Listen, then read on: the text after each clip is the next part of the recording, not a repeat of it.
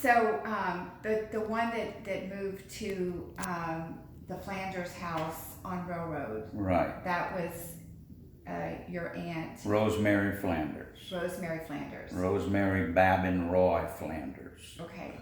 Was she married, the Roy part, was that part of Royville?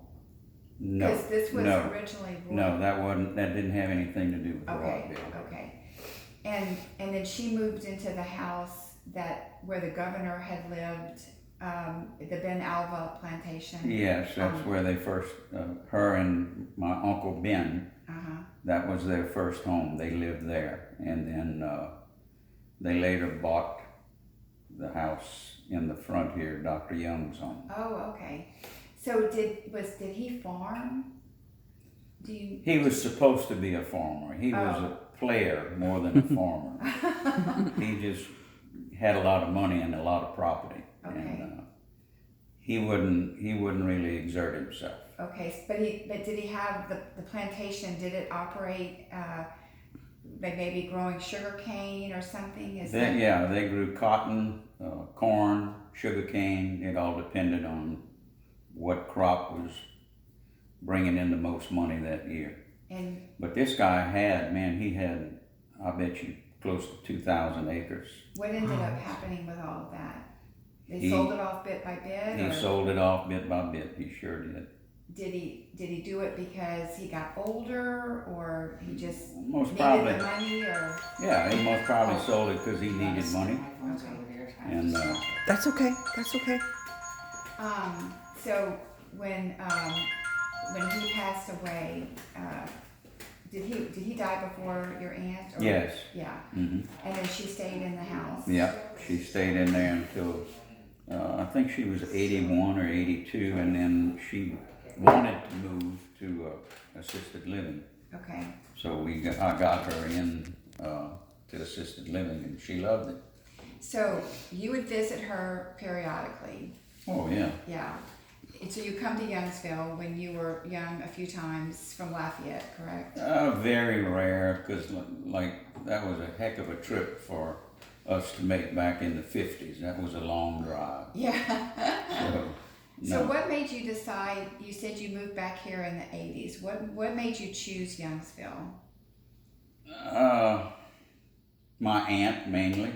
Yeah. She needed some help, or? She not really needed help, but she had this little white house next door that was on the farm that they drug out here and made an outdoor kitchen out of with a bathroom. And it was a big outdoor kitchen. So I enclosed part of the screen porch and made a bedroom out of it and moved out here. I was living in an apartment, which I couldn't stand. Yeah. So she was tickled to death to have me out here. Yeah. And I was glad to be here. And where did they get the house from?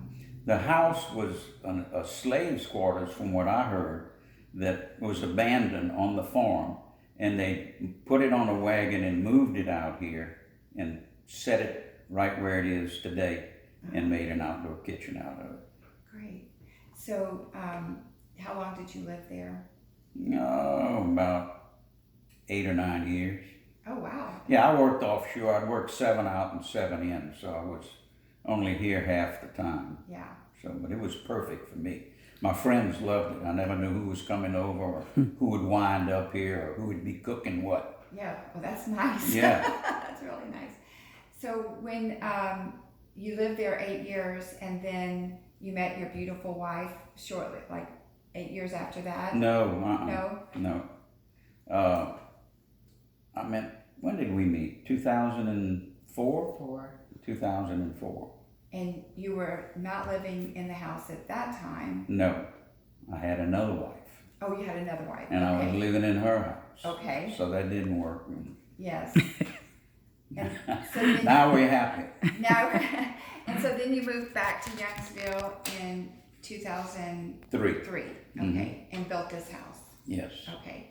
And tell me about the land and everything that you have here. It was inherited from Mrs. Flanders. Yeah, Mrs. Flanders left that to me, and it's a little over 400 acres. Oh, nice. Yeah.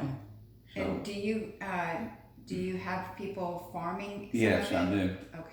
the Vietars, the ex-mayor of Youngsville. Oh, okay.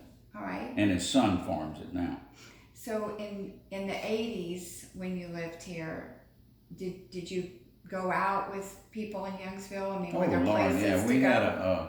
We had a water hole right down across where you could walk over there so you wouldn't get a DWI. It was called Morvant's. Uh-huh. And in those days, all of the old cronies would, including the mayor, Lucas Denice, and most of the city council people, Brenda Burley, especially after city council meetings, you could look for them there. Even the chief of police was there. Yeah. So we'd go have a few beers over there and talk and cut up and have fun. That sounds like a lot of fun. Yeah, it was. So how late did the nights get after the city council meetings? Would About you 10:30. Oh, that's it? Okay. Yeah. Yeah. No, it wasn't an all-night deal. Oh, okay. Was there dancing in Youngsville? Was there any place to go dancing? Not that I know of. Yeah. No. Tell me about Mardi Gras in Youngsville. From what I understand, Larry Romero was the one that really started this Mardi Gras in Youngsville. I don't know if that's truth or not, but that's what I heard. The Crew des Amis, we were members of that, and it was a lot of fun. It really was. The parades used to last maybe 30 minutes. That's it. Yeah.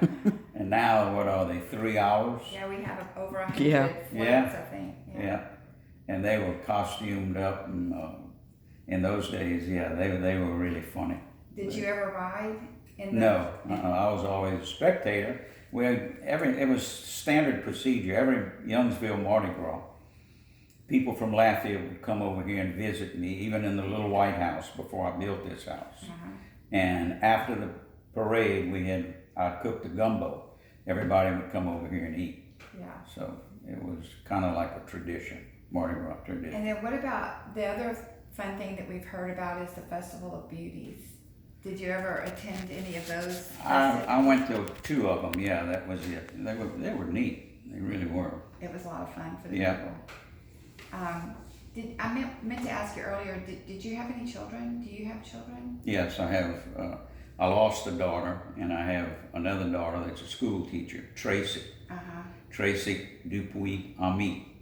Oh, 2 French names. That's it. Yeah. Yeah. So she's. Where does she live? She lives on the outskirts of Maurice on the bayou. So close. She flooded, by the way. Oh, that's too Yeah. bad. Yeah. You probably never flooded here. No, we're on a hill. Yeah. So do you have any great memories of any other things, I mean, that maybe had to do with the church or anything else in the community that has stood out in your mind that was really fun about living in Youngsville? Yeah. What was the name of that priest that used to love me because I'm bringing fish? Vu? Father Vu, the priest here in Youngsville. I asked him if he liked fish, and I have a camp in Bugle Rose. So one time I brought him clean filleted sac-a-lait. And he kind of said, "Oh, that's very nice." He said, "But next time you bring them, don't clean them. We like to eat them with the heads on them, et cetera, et cetera." I said, "Well, that's fine with me." So he was Vietnamese. Oh, I yeah. guess that's Oh, Yeah. wow. kind of common. Oh. Are there any historical things besides Benjamin Flanders that you know about with regard to Youngsville? Anything that he did? I mean, I feel like we should put a marker in front of that house stating that he had lived there. Yeah. Well, you'd have to talk to the new owners about that. Right. Oh, definitely. Yeah. And you could show them that picture and Yeah. what it was named. They might want to name it that. Right. That's right. Because with the Historical Society, we've already reached out and we're trying to find some other areas where we can put markers. For example, I'm sure you know that Foster Park had been a prisoner of war camp for World War II. Right, I knew So that. I feel like we need a marker there, but Yeah. I think, do you know if the Bakers had anything to do with that prisoner of war camp? You're talking about Miss Lillian? Her husband, I Eddie don't know. Baker's father. I don't know. I could, I think they did. I think that's how he got here. you know what? I think you're right. I think, and Miss Bobby will know that.